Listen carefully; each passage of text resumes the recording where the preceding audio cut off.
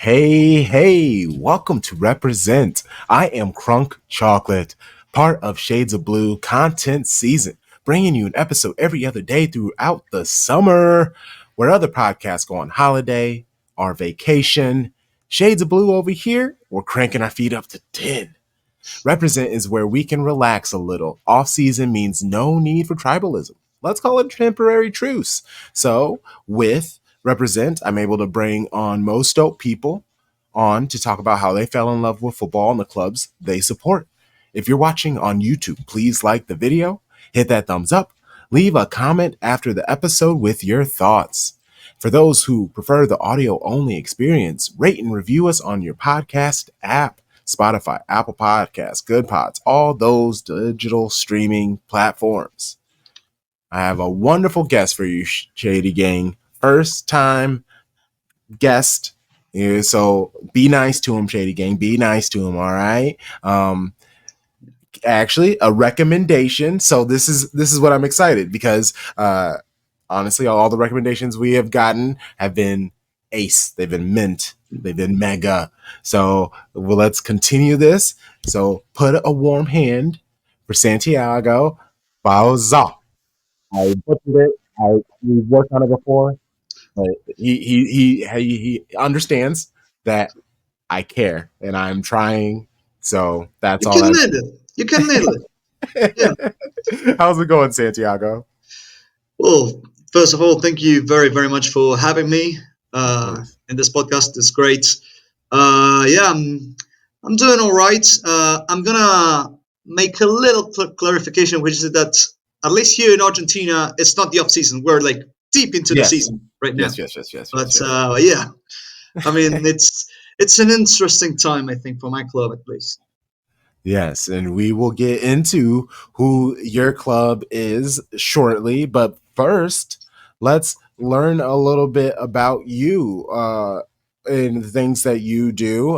Who is Santiago? Let our listeners and viewers know a little bit more about you and the things that you do.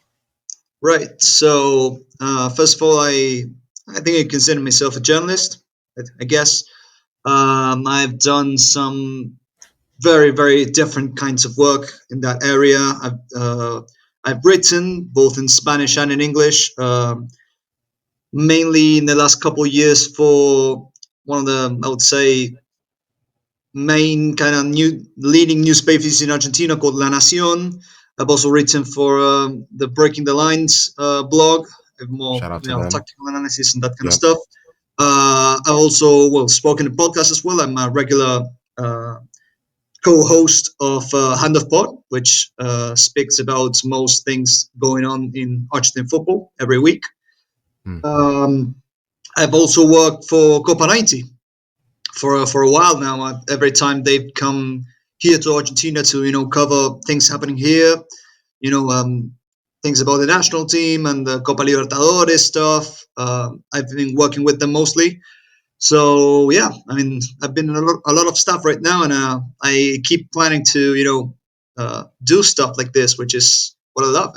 After all, Hey, well, I'm here because honestly, I saw the work that you do with Argentina, and mm-hmm. that is a part of football. Obviously, shout out to Julian Alvarez over here at Man City. We're a big fan of him, and obviously Messi, but legends over there. And I think there's a lot that's a part of football that I know I certainly don't pay too much attention to, and I would love to learn more about that. The league there, and just the players. So trust me when I say we will be in touch a lot more because really been stepping outside my Premier League bubble the last few years, but this year with I've been watching Girona and Bahia, so I step out, but trying to enjoy the Serie A more, the Bundesliga, La Liga, it's all right, but so I try to do fringe. I was watching the Danish league yesterday, so I'm just trying to watch the football now for the sake of enjoying football. Yeah, I would say that. I mean, we're kind of in a privileged position here in Argentina because not only It's the case that some of our current main national team players all play in Europe, and we kind of need to keep up with them in that way. Mm, But European football in general is very easy to access here. I mean, you can get an access to most of it either through cable or through a very, I would say, accessible streaming service. mm, Uh, in terms of Argentine football, it's actually on premium cable, Argentine football. So it's literally cheaper to watch European football than Argentine football. But you're gonna pay for Argentine football anyway because it's your club after yes, all. So of course. you will have entire days when you can, begin your day by watching the Premier League, and then Serie A and La Liga, and then in the afternoon, that's when the local league games start, and they finish like by 10, 11 p.m., and you can still have enough time to watch MLS by then. So it's like we can have a full day of football And during I love the weekends. when that happens. Yes, it's very enjoyable when that happens. With me in American sports, it's like basketball playoffs. So that's Mhm. usually what I was doing. Was the morning I'd be watching Premier League, Bundesliga, La Liga, Serie A, and then I would get off, and then I could switch to NWSL/NBA and stuff like that. It is very nice that the most of the time the European football that I watch are the non-American football that I Yeah, watch. Just say that the non-American football that I watch, it doesn't really affect any of the American yeah, it sports doesn't that overlap. Yeah. division. Yeah, it's great. And then yeah, you can have just a beautiful day of sports. And who doesn't love that? Okay, so next we're gonna move on to a pair of overrated and underrated. And these are things about football, sport, culture, fandom, rules, general opinion. Let's start with an underrated. So what is an underrated thing about football to you? Hmm. I would say the ties to culture. Like, um, I feel like football has this unique way to become entrenched with the fabric, I would say, of entire cities, even entire countries, in a way that I feel like no other sport has been able to do so. Because I mean, there are many reasons for it, not just the fact that, I mean, it's become such a global sport, but the reason it becomes such a global sport, I think, it's because it's so easy to play. I Yes. mean, you don't need to know a lot of the rules. You don't need to know a lot of the intricacies of, like, what is football about. All you need is a ball and someone who can, pass it or kick it. And Mm-hmm. over the years, the fact that football has been also such an easy game to access, and that, at least in most parts of the world, anyone can. I mean, if you're good enough, anyone can make it despite their social background. Mm-hmm. Even, at least it was like this almost, also in terms of like teams, not just players, in the past, and that has led to entire communities becoming so synonymous with their football teams and their and even the national teams. I mean, you can travel to some cities where football is like an inescapable part of them, and I don't know if that is able to be done with any other sport. So I feel like that is something that's huge in terms of what happens with football, but it's not talked about enough. Like, just how much is football in the lives of some people, especially here in Argentina. Yes. And the closest thing we have here to that is college football Mm. and like the throwing football, the Yeah, American yeah, yeah, football. And that's only because that is a little more specific because we have general teams in our area with like professional sports, and at least colleges, they come from like a very specific small city, and it can give people a little more pride because they're from that specific area. And then also people go to school. So it's kind of like layered with our population because a lot of yeah, there's so many things with our giant population. There's plenty of things for people to like, so it's hard to get that passion for one thing like it is with soccer. And so football and the whole world, they connect because it's my city, it's my exactly. area, and then it's playing my then you can be the best team in a whole representation of your country on top of that. And then from there, it's layered. Depending on what league you're in, you could potentially play against some of the other better teams in the world and find out where your team stands. I think there's just so many levels to football that you can represent yourself through your hometown or whatever, but also against other teams. So there's just so much pride that you can have winning all these trophies. And then if you're a player on your team then goes to a team with a higher profile, let's phrase it that way, with a higher Yeah. profile, and then they can have success, then you find a way to find joy in that as well.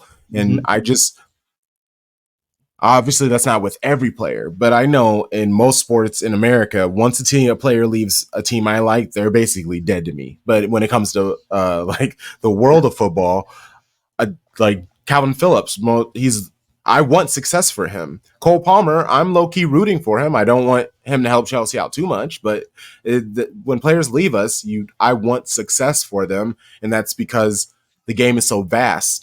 Depending on if they don't always have to make my team not win the Premier League or win the FA Cup or win the Champions League, so they can still find success without my team losing Yeah. success. It even happens on a national team kind of sense, like when, especially right now, that we're seeing more and more, for example, American players making Yeah. it in Europe again, just like in the early 2000s. But like Yes. you become more invested in what and how they are doing and how they Mm-hmm. represent that entire part of the world, the entire country, and you get a sense of pride, a sense of belonging there, which I like the comparison that you made with college football, because college football, of course, has the particularity that since they're not a franchise, they will always be part of that city. They will always stay there. So Mm-hmm. that feeling of belonging, of being part of a community, that will never go away. So that's a good comparison. Yeah. And that was a fantastic point you made there. Hey, look at us both giving each other compliments.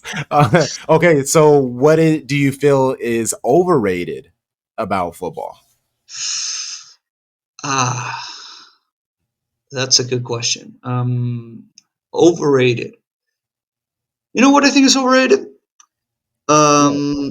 The I would say the outcry when it comes to refereeing decisions, and especially VAR. I feel I like love that. I mean we're way too like grasping for straws about VAR right now. I mean it's become Mhm. such a draining debate, and Yes. now we're at a point where even one Premier League team wants to ditch VAR altogether, but it's Hmm. not because of VAR. They want to ditch it because it's been ineffective in its current form. They don't want to make it better. They just want to get rid of it, and in that way you're just. I feel like you're missing the point.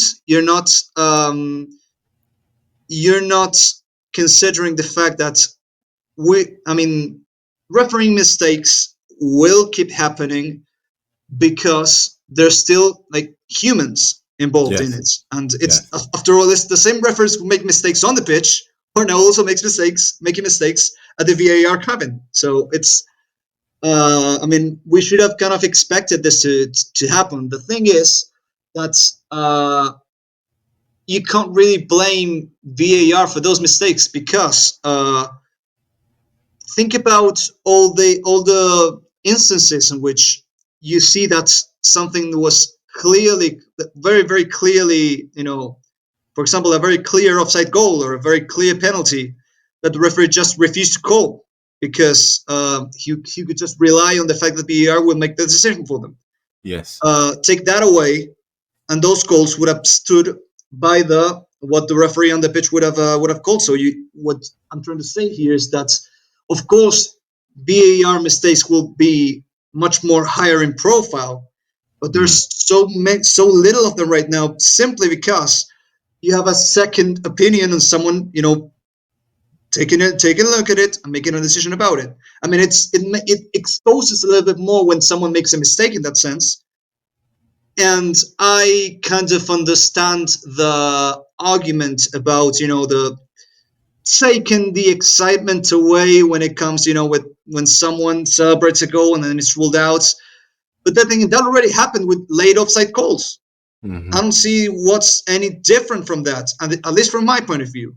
But like when for example you have a game that becomes entirely the discourse around the game becomes entirely dominated by refereeing decisions, especially VAR decisions, and it diminishes from what's going on, what has happened on the pitch, and like everything becomes invalidated because there were some controversial decisions in terms of the refereeing. I feel like it becomes boring. So that's why I think it's overrated. I'm with you, and we've had a few people basically say that VAR is overrated, and I like that you're kind of coming at it where the perspective you're just like the conversation on VAR is Yeah, overrated, which I 1,000% I agree. I Man City have had their odd moments with VAR, and I have kind of just come to grips with it. It, like you said, it in itself should be great. I grew up playing rugby, and the yeah, way that rugby uses uh, video refereeing yeah. is TMO. amazing. Yes, yes. Mm, It's very vocal, it's very mm, communicative. You can hear everything that they're talking about, and it's quick.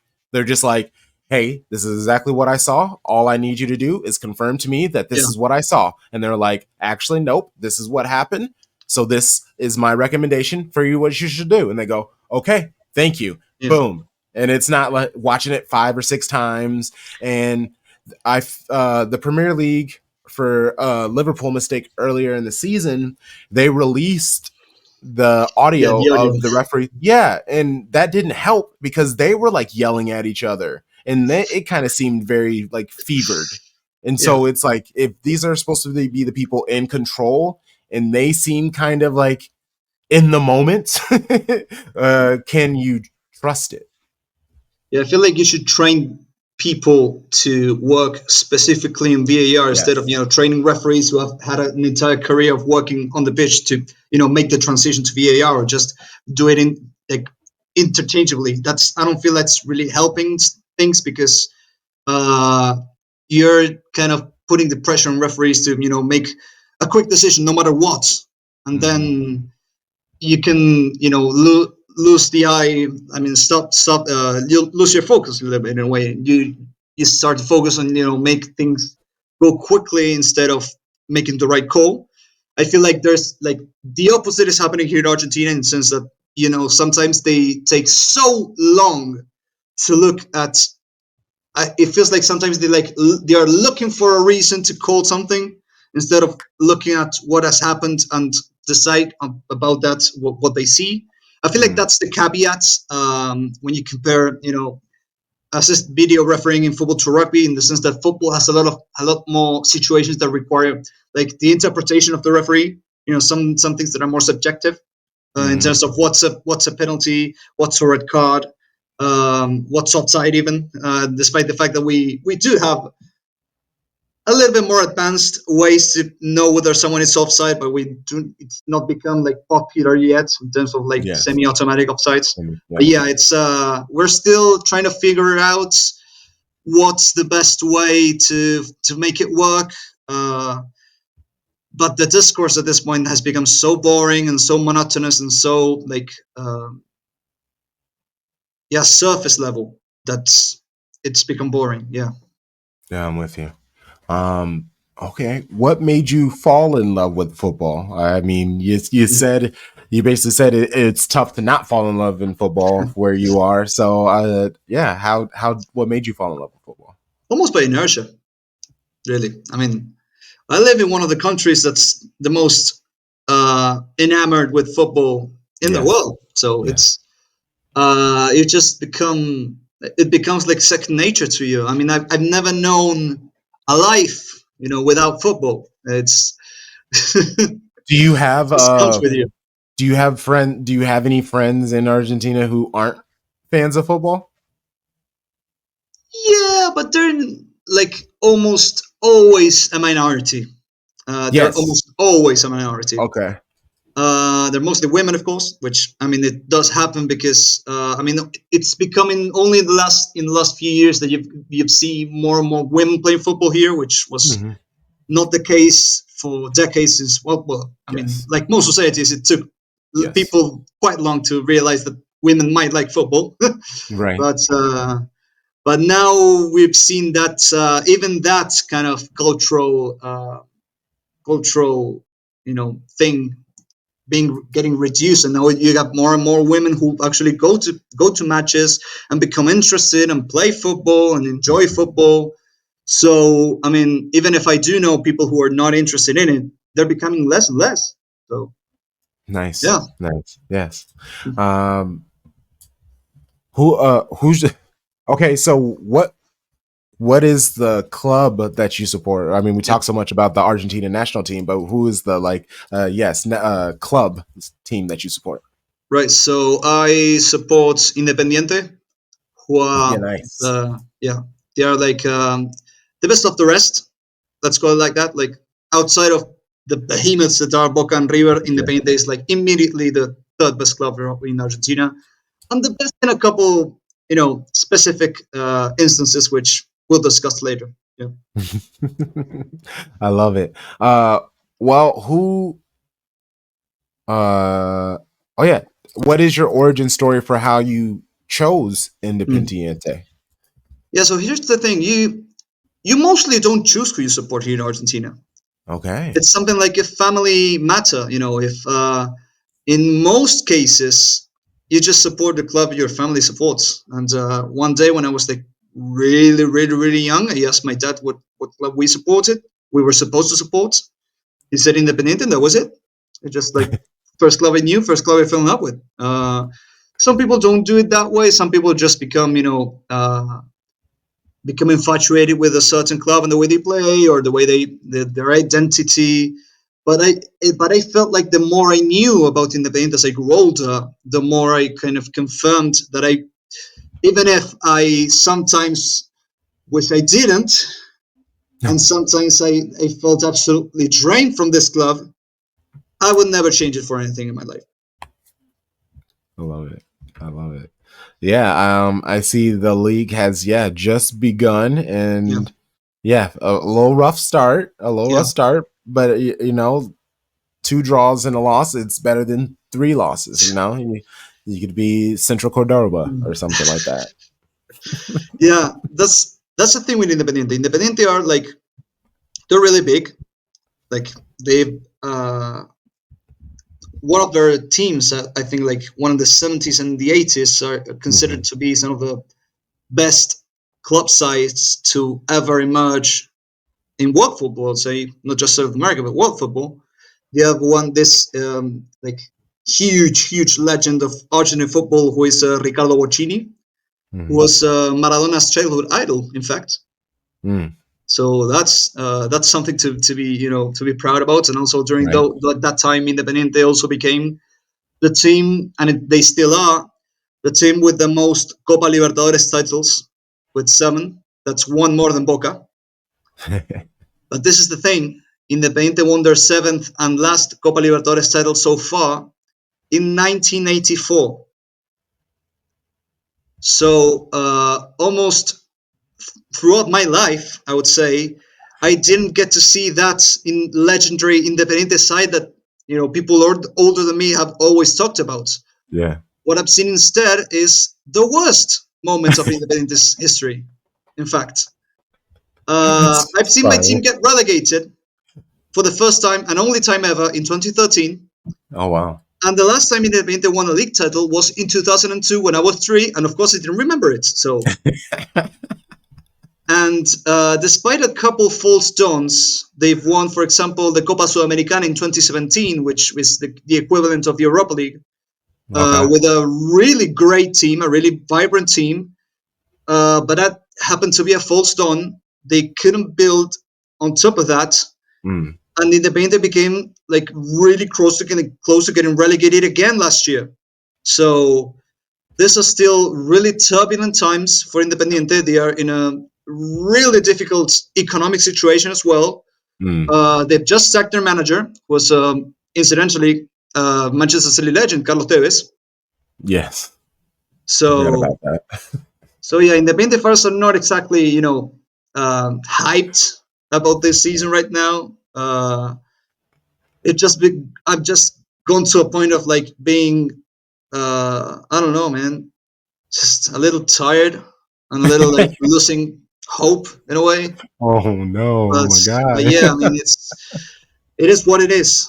I mean, Oh we still have a 50,000 fan stadium. We have I wow! mean, I feel like there's such great potential in Independiente simply because they have such a great history. So great players came from this club. Like, Mm. even in recent years, you have people like Diego Forlan, Gabriel Milito, of course, Sergio Agüero, greatest player Yes, in Manchester yeah, City history. yes. Um, but I mean, if you got people on the board of directors who just Mhm. have the don't don't have the interest in making Independiente, getting Independiente back to where the place where they belong. And Mm. it's been so long, and you had such awful people handling the club. Despite the fact that this is not, I mean, you can actually vote for the president, but it still happens, and it happens in so many other Argentine clubs as well. Mm. It gets difficult, man. It gets really difficult. Sorry for your pain, friend. Sorry for your pain. Because yeah, no, Yeah, that's a long time. Last league win is when you were 3. That's yeah, crazy. Yeah, but hey, you're still holding strong. You still love the club, and yeah. that's what football matters about, right? Is Mm. you know they're your heart. Yeah, It's just I wish football didn't control my emotions as much as it did, you know, because like it really can yeah. just ruin the next like multiple days. Like not even that day, depending on how bad the loss is, I could just be sad for the next 3 days. You don't get a lot of them, though, do you? I mean, you're right. Yes, you're right. I mean, let's be honest. Yes, I mean, I had many sads after the FA Cup loss to Manchester United. I was hurting. I bounced back a couple of days ago, but yeah, that whole weekend I was just Yeah. kind of floating around. I was real sad. I drink a little heavy. Okay, so who's your all time favorite player from Independiente? Right. When it comes to all-time favorite, I mean, I'm grasping for straws here because I mean, having lived through the most difficult, the worst time in Independiente's history, it's so difficult to find club legends. Yeah, Even someone like Agüero left the club at 17, so I can't really yeah, call him a legend at all. So yeah. he's barely been here. And even the guys who were champions of league champions for the last time, like to Gabriel Milito, I didn't get to see him at Independiente at his best as well, either. Mm, So I don't know, man. Someone like there's this guy, this attacking midfielder. I feel like he's had a really like not almost non-existent stint in Europe. He didn't want to play in Mexico, but had like 4 different stints in the Independiente called Daniel Montenegro. He okay. was briefly in the Argentina national team as well, like in the late 2000s, maybe. But like, he's this guy who was part of the league triumph in 2002, then made a return in 2006, return again in 2009, and no, sorry, not to return again, but then was one of the few kind of players who kind of pulled up his sleeves and returned to Independiente when they were at their very lowest. He stuck around when they got relegated, and was crucial for them to bounce back into the first division at the first time with Fast King. So I mean, it's one of the few players who actually saw be successful and also stick around when the going got really tough. It was one of the first guys that I looked up to Mm, when I've been a Painter fan. His legacy is a little bit tainted because after that he briefly became sporting director at Independiente, and he did not do very well in that regard. But yeah, I feel like even despite all that, I can't change the fact that he was one of the few people that I genuinely liked seeing play, and he was like such a classy attacking midfielder, mm. such great technique and reading of the game and leadership as well. So I actually got to play against him one time a year ago. in a football event. So yeah, it's. How was that Uh, experience? Did he cook you? I mean, of course you did. I mean, it's when you play against an ex-pro, you realize that they might play they might just walk the pitch, but they will absolutely cook you. Having said that, I did score a goal against him during that Let's day. go. Let's go. But yeah, I mean, it's. I mean, he's one of the few people that can call an Independiente sort of idol in the 21st century. So I think I'm going with him. Yeah. Good. That's fair. That's fair. Who is a current player on any team in any league that you want to watch anytime they are playing? I'm gonna say I'm sorry for you. Who I'm gonna say, but it's Martin Odegaard. It's Yeah. Okay. Why? it's mesmerizing. I feel like I've actually got to see him live a couple years ago. Went to an Arsenal game, uh, and it's one of those players who you just when you spend a full game watching him instead of like following the ball, you can see just how smart and how talented he is. Not just he's such a silky kind of player. He knows exactly when to pass the ball, when to make the right step over, when to take himself a little extra second to see how the rest of the team moves around him. And every time he makes the right call, and he makes it, and he just every every single touch of the ball he does is so classy and so like more than one time you go like, wow, how did he do that? Like I don't know if there are many players who still have that kind of way to wow you, especially at a time I feel like in football when you see players that are becoming so monotonous, but for a good reason. Like you've got managers who want to be in control of everything that's going on the pitch. That would even include someone like Mikel Arteta, who is of course Odegaard's manager.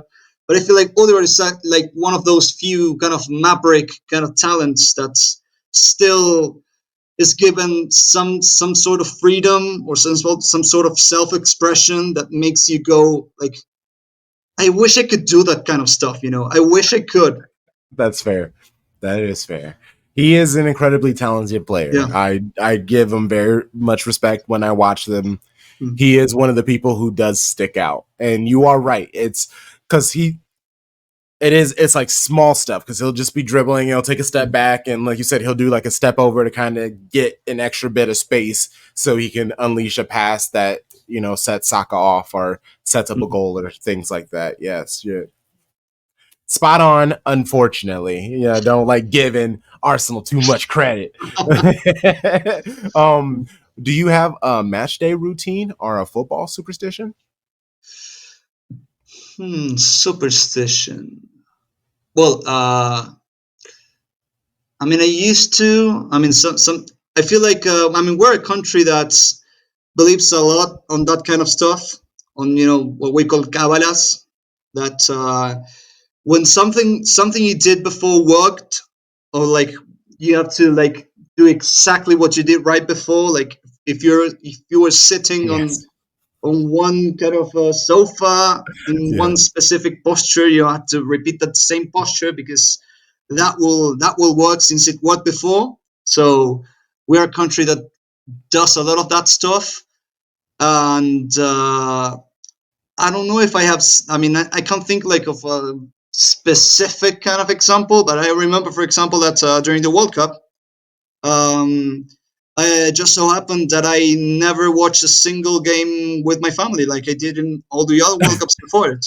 I mean, it just so happened that I was working in all of those games. I watched every Argentina game at work while working, while covering it, in fact. But it worked. It So did. It worked it, tur- very it turned out well. to it turned out to be just right. So I mean, I don't know. It just happens. Never watching another national game with your family ever again. Yeah. I guess at least I mean, until they lose in a competition, because once they lose in a competition, yeah. then you can go back to Yeah, watching it again. actually, let me tell you something that was actually quite funny. Which it just so happened that when we won the Copa America in 2021, I was at home watching the game with my family, and who was back then my girlfriend. Um, we since broke up, and when we reached the final, she sent me a message about someone like making a joke about calling your ex back to watch the World Cup final with them. So you can imagine how much we obsess over these kind of details. Just letting you know, we might have to meet up in case this game is tied close. Like, Yeah, that's great. You willing to put up with your ex for your national team. I do not love the U.S. national team that much, but I hope one day they can. I can get there. Maybe one day. One day, maybe. Okay, so the final part of the show, it is called the elevator pitch. You right. are a person walks into an elevator and they go, "Are you Santiago Bauza? Wow, huge fan of your work. I have been looking for a team to support. Could you help me? I have about like 30 Mm. seconds. Pitch your team, show me and tell me why I should become a supporter for Independiente." Right. Look, as an independent fan, I'm going to tell you first of all, it's not going to be easy. If you want to support a team that wins league titles every year, this is not your club. Having said that, if you want to win, if you want to support a team that's won the most Copa Libertadores, even more than Boca, you want to brag about that for the rest of your life, that you've got more titles on the most important competition in South America than Boca, you can do that. Plus, you got one of the biggest fan bases in Argentina and the best team outside of the biggest, so you can become cool as well. Hey, you don't want to follow those top clubs. You know, that's too easy. Don't be like me and support Manchester So you City. can follow a top club and still be cool. That's all what Exactly. Independiente is. Exactly. You can Yeah. still people can actually ask you about, hey, what about Independiente? And you tell them, hey, do you know they want more Copa Libertadores than Boca? The Did you know team that? They synonymous with won more Copa than Boca? Libertadores?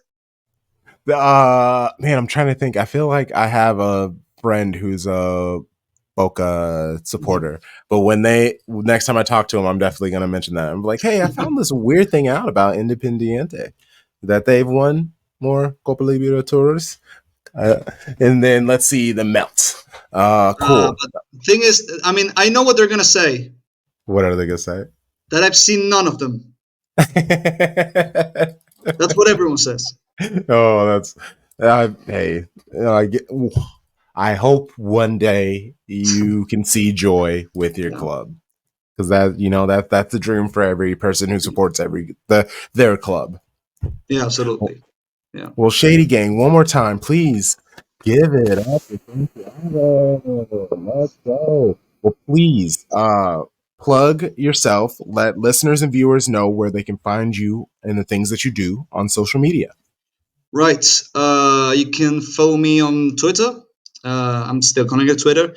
It's at Santi underscore Bauza, like just like my surname is right there, Santi underscore Bauza. And then also on Instagram, at sbauza99. You can also follow me there. You can listen to me on Hand of Thought. I speak there weekly. So yeah, if you wanna check out what I do, that's where you can reach me. Yeah. Hey. Well, Shady Gang, you know the vibes. I will be back in a day or two with a new episode.